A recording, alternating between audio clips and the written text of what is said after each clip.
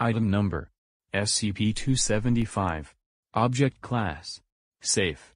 Special Containment Procedures: Subject is to be contained within two 6-meter by 6-meter, 20-foot by 20-foot, subterranean cells, that is only accessible by a freestanding overhead elevator, although she is allowed short-term access to the communal facilities contingent on good behavior, and is accompanied by no fewer than 2 operatives, all armed with gas grenades filled with an incapacitating agent.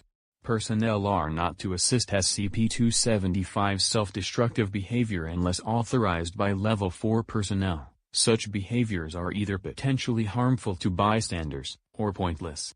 Subject has requested 1 prayer rug, approved.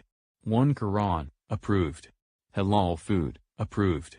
To be allowed to perform a pilgrimage to Mecca, denied. Daily portions of chili pepper of a minimum Scoville scale rating of 1 million, approved, contingent on good behavior. Regular haircuts, approved. Hot coals, denied. To be flogged, denied. To be stabbed, denied.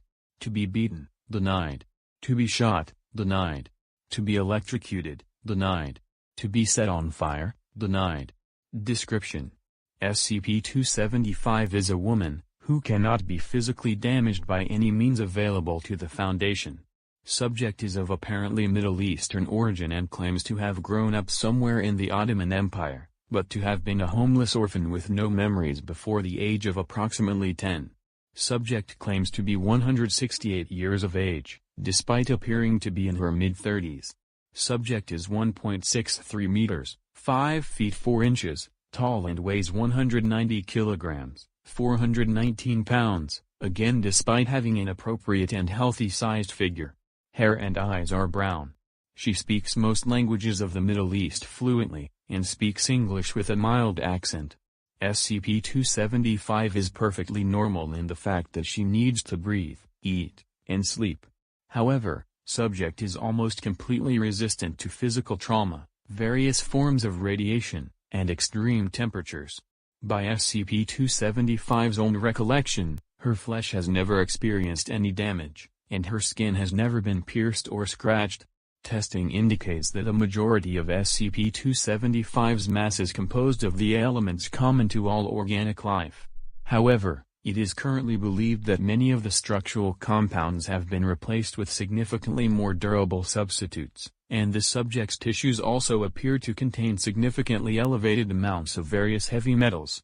Foundation researchers have thus far been unable to collect tissue samples.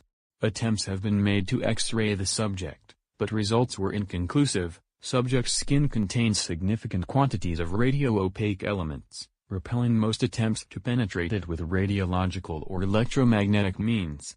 Diffractometry tests upon cell samples extracted from urine, feces, and menses indicate the presence of several novel polymers. However, the degree to which these polymers are represented in other tissues is speculative at best.